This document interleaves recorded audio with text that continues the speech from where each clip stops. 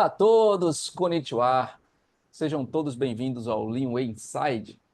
O Leanway Inside é um encontro remoto dedicado a compartilhar experiências valiosas dos consultores especializados da Leanway Consulting sobre a implementação do Lean System.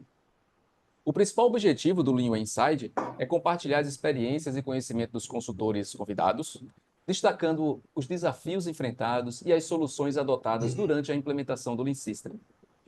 Iremos realizar um bate-papo, conhecer um pouco dos nossos convidados, ouvir sobre cases, sobre dificuldades, e esse é o nosso propósito. Então, o propósito do Leanway Inside é oferecer a todos vocês a oportunidade de aprender diretamente com especialistas, apresentando insights valiosos e práticos que podem ser aplicados nas indústrias de todos os segmentos.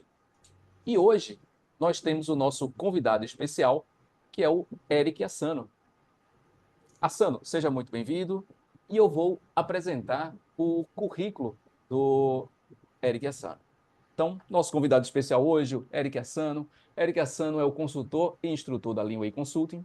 Ele é graduado em Administração de Empresa pela Universidade Federal de Pernambuco e MBA em Engenharia de Produção e Qualidade.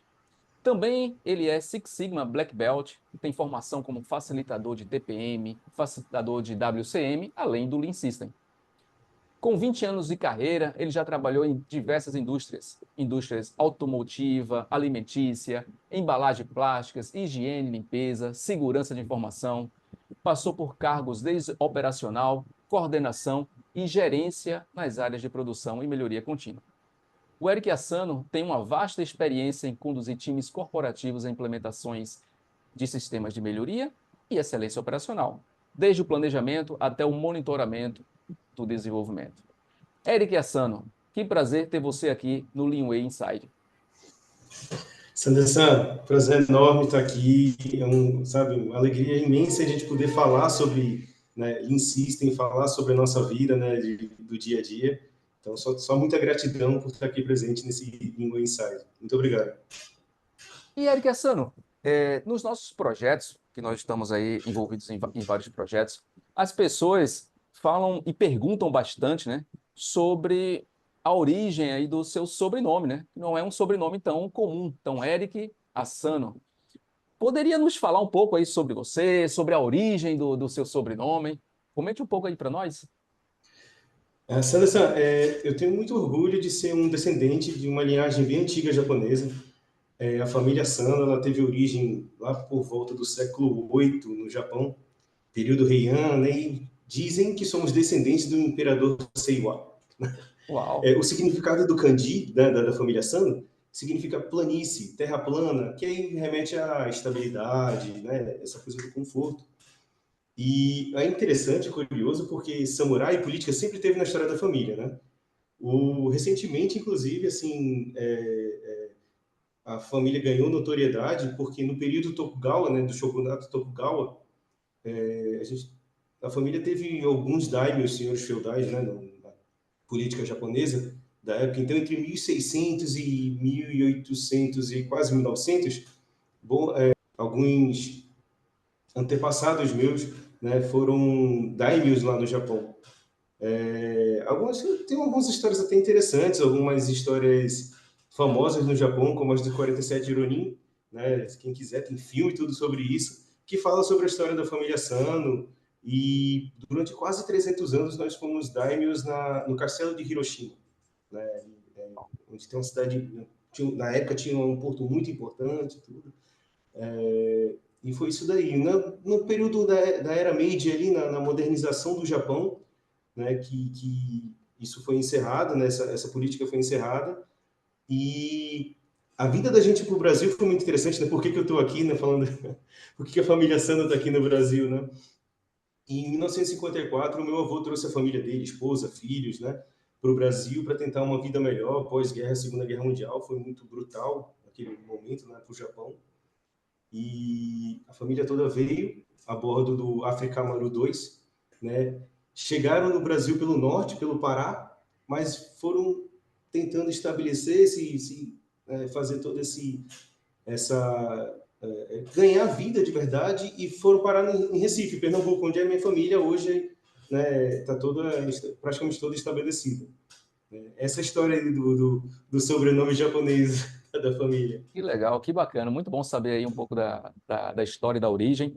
E interessante que teve um projeto que a gente fez em parceria com a Hirayama Consult, né, que é a nossa parceira japonesa, que foi no México, na empresa, e um dos diretores, o sobrenome dele era Asano. Quem sabe vocês são aí primos, né? Da mesma raiz, né? E a gente tem É, dá para rastrear assando nos Estados Unidos, Canadá, América do Norte inteira também. Esse período de imigração pós-guerra, especialmente, deve ter primos por muitos lugares também. verdade. Então, a partir de agora, eu vou lhe chamar de Asano, pode ser? Por favor, uma Legal. honra. Então, Asano, eu estou vendo aqui pelo seu currículo e pela sua experiência, que também você tem muita experiência sobre um tema que eu queria explorar aqui com você, que é o tema da manutenção autônoma. Podemos falar sobre manutenção autônoma? Por favor, um grande prazer. Excelente. Então, me fale um pouquinho assim, o que é que você poderia explicar para a gente o que é a manutenção autônoma? Qual é a sua origem e qual a importância da manutenção autônoma dentro do contexto do Lean System?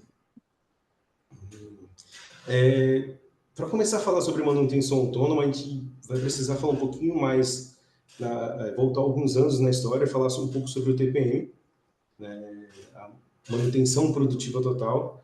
Ela surgiu por volta dos anos 60, 70 dentro do grupo Toyota, na Nippon Denso, que à época fazia parte do grupo Toyota, hoje é um braço, né, tem uma independência, é uma empresa separada do grupo Toyota. E a Nippon Denso foi responsável por desenvolver um método.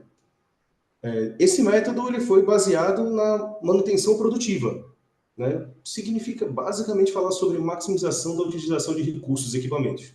Imagina que naquela época eles precisavam falar seriamente sobre disponibilidade e ter equipamentos, né, da melhor forma disponíveis, e eles foram estudando sobre isso do ponto de vista da manutenção e chegaram a algumas conclusões importantíssimas, né?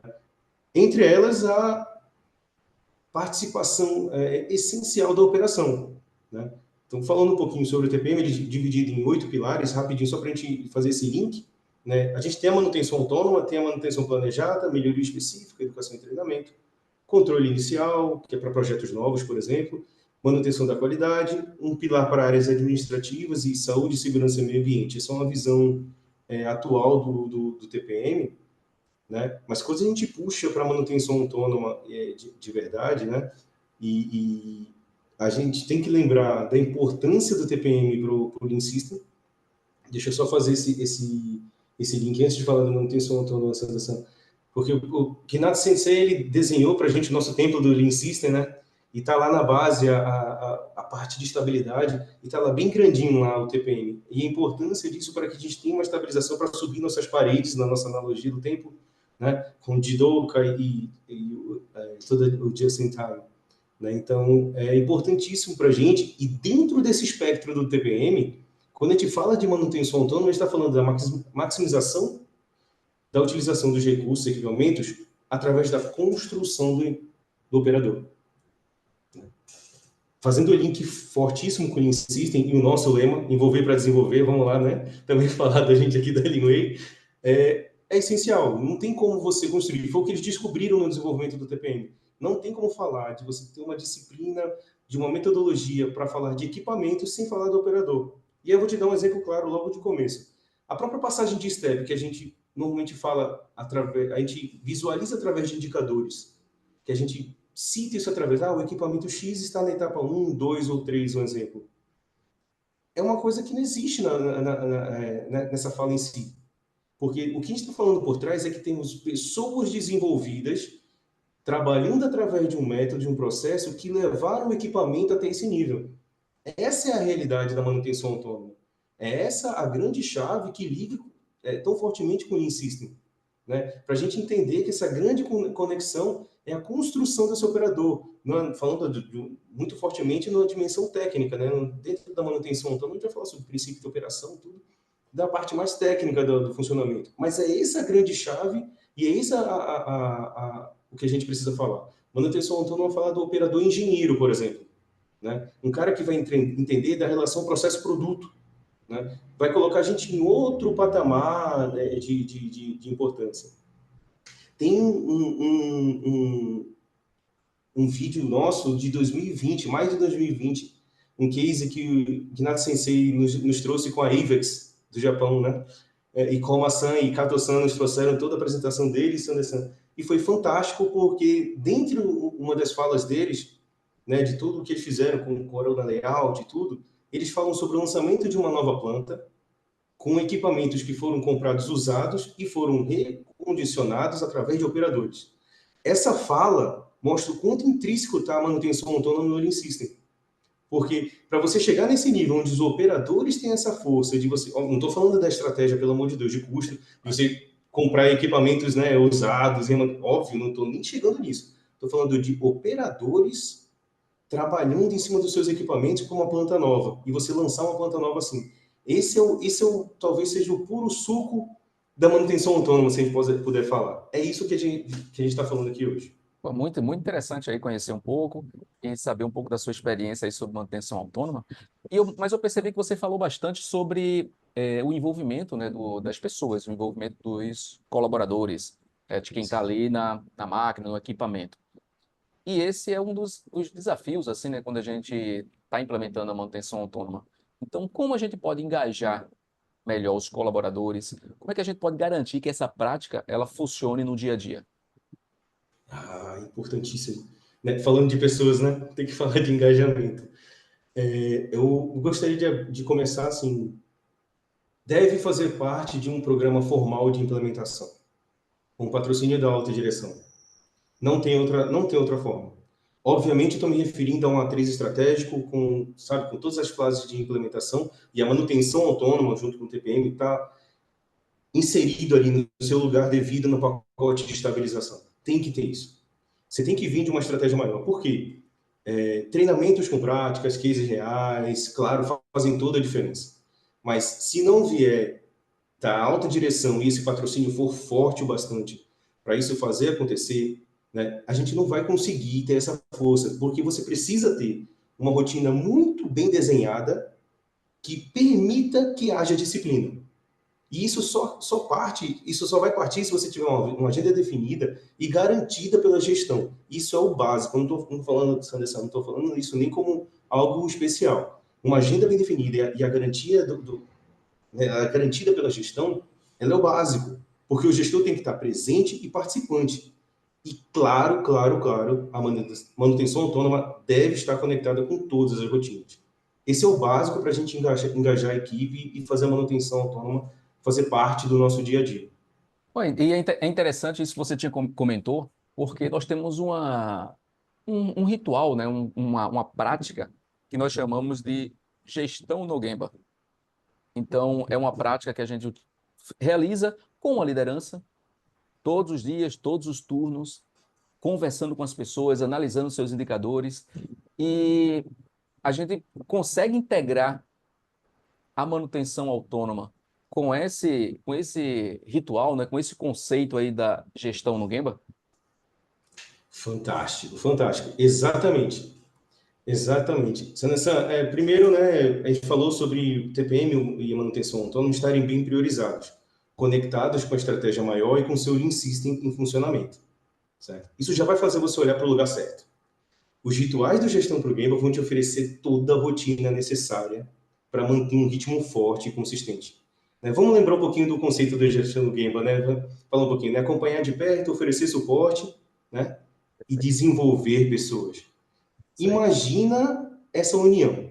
Então, manutenção autônoma e gestão do Gemba funcionam como um encarne, porque você vai poder potencializar isso em todos os turnos, né? em todas as áreas, você levar a cadeia de ajuda, potencializar toda a sua dinâmica da manutenção autônoma, seja com as etiquetas, para consertar um equipamento, trazendo a manutenção ali junto. Imagina você levar o seu padrinho de equipamento todo dia ali nessa rotina, né? Você trazer a área de como engenharia, que vão fazer esse bate-bola, resolução de problemas, tratativa de falha, toda a dinâmica do TPM se encaixa perfeitamente. E tem mais, sabe, Sanderson? Eu gosto de ainda pensar mais. Se você está desenvolvendo esse operador nessa rotina do dia a dia, tudo que vem depois encarreirado vai ser fantástico. Se você falar, por exemplo, do desenvolvimento de Docker, a gestão de fluxo, o seu operador mais bem preparado, nossa senhora, ele vai poder contribuir muito mais, até mesmo em ferramentas, né, em metodologias mais específicas, como TRF, SWED, é uma coisa bem mais específica, mas o seu operador muito mais, mais bem trabalhado do ponto de vista de gestão, do ponto de vista técnico, nossa, ele vai poder brilhar e tomar o lugar dele de merecimento, né, como ente essencial nesse processo como um todo. Poxa, muito legal. E resultados? Será que você poderia falar um pouco assim? Porque a gente comenta, fala sobre como é a implementação, mas você consegue, né, compartilhar com a gente aqui um estudo de caso, algo onde você implementou alguns conceitos, né, e os passos da manutenção autônoma e quais foram os resultados? Eu tenho um case muito bom para trazer para a gente. Imagina num contexto onde a gente está numa fábrica, né, numa organização que luta para sobreviver e já atende um gigante do ramo alimentício, gigante, multinacional. Tem esse cliente, né? E está querendo alcançar um outro gigante para poder dividir, né? Naquela época, essa organização tinha um problema sério, que tinha mais de 60% do seu faturamento vinha de um grande cliente. Então, queria dividir, precisava disso, é sobrevivência, né? É verdade. Só que enfrentava um cenário de guerra, Sanderson, dentro de casa. A disponibilidade baixíssima dos equipamentos, muitas quebras, problema de qualidade em larga escala, setups altíssimos. Imagina um OEE dos equipamentos por volta de 50%. Então, o investimento estava sendo feito, ia ser feito para esse novo cliente e fizemos todo o trabalho do estratégico ao operacional, ligando a estratégia da empresa, certo? Muito importante. Descobrimos nossos gargalos reais, né? A gente tem que falar sobre isso. E aí, mais à frente, acho que vale a pena, numa conclusão, eu citar sobre esse gargalo real que a gente vai poder falar e como a manutenção autônoma ajuda. E todos nós sabemos que muitas vezes é trocar pneu com carro em movimento. Não é fácil. Tá treinando, desenvolvendo o operador, botando o pessoal em sala, leva o pessoal para a linha, ajuda eles a se desenvolver e os problemas acontecendo e tendo que faturar, porque a gente precisa equilibrar faturamento com tudo isso. Mas toda a sorte de atacando no fluxo certo, com toda a sorte de metodologia necessária, a gente conseguiu ter uma estabilização e junto com as outras frentes de trabalho, a gente fez muito TRF, muitos MIASPs, muitas análises mais aprofundadas, a gente conseguiu resultados fantásticos, como, por exemplo, né, compras de equipamentos novos foi reduzida, a gente não precisou comprar equipamentos novos, a gente subiu a disponibilidade dos antigos e pôde, né, reduzir esse custo fortíssimo para a empresa.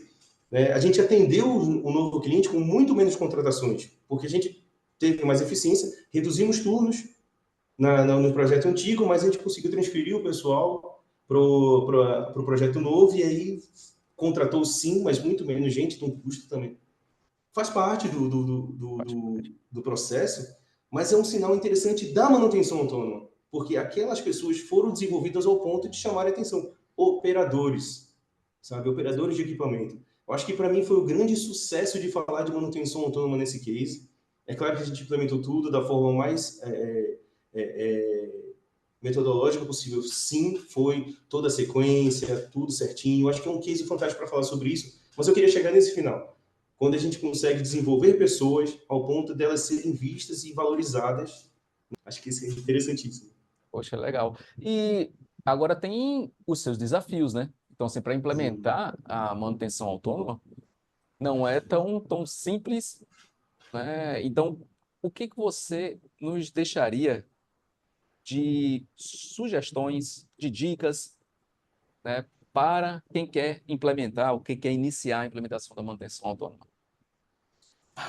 Muito importante, né? A gente já falou sobre a importância de você estar direcionado da forma correta, né? Falando de ter uma estratégia por trás. E a gente tem que lembrar, Sanderson, que desenvolver pessoas leva um certo tempo, mas que as organizações precisam entregar valor para o cliente final. É nesse cenário que a gente vai viver sempre na hora de fazer qualquer implementação de Lean System e das suas partes, como a manutenção autônoma é tão importante. Equilibrar esse processo de desenvolvimento e entrega de resultados são essenciais. E o erro mais comum, e aí eu vou dizer um erro que eu já cometi também, porque eu acho que nós nos tornamos especialistas por causa disso, né? Em algum momento a gente compreendeu todos os erros possíveis, aprendeu com ele, Sem né? dúvida. E evoluímos, né? Sei. Você ter uma rotina de manutenção autônoma desconectada da estratégia da empresa é o primeiro problema. Você vai perder energia, você vai focar em coisas erradas, inclusive. Um erro comum, por exemplo, é você priorizar somente pelo OE do equipamento. Você pega o seu parque, prioriza pelo OE, vai lá, não, o maior gap Sanderson está aqui nessa máquina X. Só que ela não faz parte do fluxo gargalo seu, né? E a gente fala tanto sobre isso, né? Os processos são subordinados aos fluxos, ao fluxo, né? Processos subordinados ao fluxo. E você inverte isso, coloca um processo na frente, é um erro crasso que normalmente leva você a uma manutenção autônoma sem força, sem prestígio, sem um mínimo de suporte para poder dar certo. Esse é o erro inicial. Um outro que eu acho que pode acontecer muito, e eu já vi acontecer também, mas em menor escala que o primeiro, é você tem muito marketing e pouco suporte real da gestão, né? A gente fala muito, nossa, a manutenção autônoma é importante, grupo autônomo é importante, mas o gestor não está lá no game.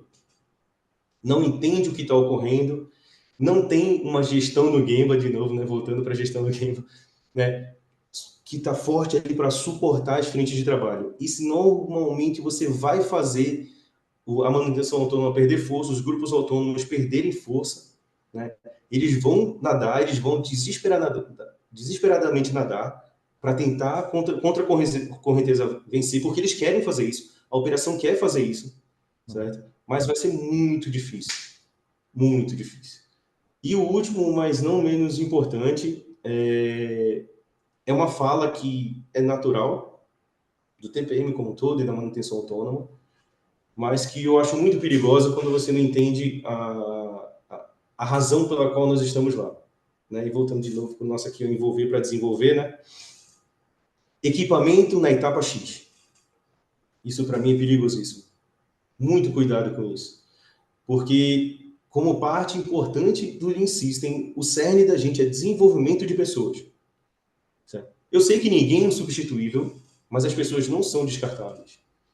E se você tem um equipamento hoje que evoluiu, você tem uma manutenção autônoma que lhe traz tranquilidade, lhe traz uma disponibilidade boa, porque você tem pessoas muito boas, com processos bem definidos e bem trabalhados que permitem que o equipamento chegue naquela etapa. É por isso que normalmente você não consegue startar uma planta, por exemplo, em etapa 3. Isso não existe, não faz sentido isso. Você pode deixar os preceitos sim, obviamente preparar o terreno para isso, mas você só consegue chegar na etapa 3 quando você vai lá e desenvolve as pessoas. A etapa 4, 5, não, estou dando exemplo da etapa 3, que é o básico da estabilidade, né? Mas você não consegue startar uma planta em etapa 3 porque não faz sentido, as pessoas não estão prontas ainda. As pessoas não viveram o processo, não evoluíram com o processo bastante. Então, esse é um dos grandes riscos para mim, é esse daí, da gente não olhar para as pessoas e olhar para equipamentos, né? Valorizar as pessoas e celebrar com elas essa evolução, esse desenvolvimento contínuo. Eu acho que esses 4 pontos que eu trouxe agora aqui, né, esses 3 pontos que eu trouxe agora aqui, talvez sejam o que eu posso deixar de maior sugestão de dica para as pessoas, sabe? Manutenção autônoma é isso na vida real, gente. Legal. Asano-san, muito obrigado. Olha, ó, as pessoas aí tenho certeza que vão anotar páginas e páginas aí de conhecimento aí junto com você. E me, me fala uma coisa, para as pessoas, se as pessoas quiserem fazer perguntas ou tirar dúvidas com você, quais são os seus canais? Qual é o seu canal no LinkedIn? Onde o pessoal pode lhe encontrar? Então, por favor, fiquem à vontade para conectar no LinkedIn, estou lá à disposição. Eric usa Asano, por favor. Vai ser um prazer estar conectado e a gente partilhar nosso conhecimento. Excelente. Então, estamos encerrando por aqui. Muito obrigado pela sua participação, Asano-san. Quero agradecer também a todos vocês e o Leanway Inside continua. Teremos outros consultores especialistas aqui conosco para conversar sobre Lean System. Então, um grande abraço, forte abraço. Nos encontramos em breve. Tchau, tchau.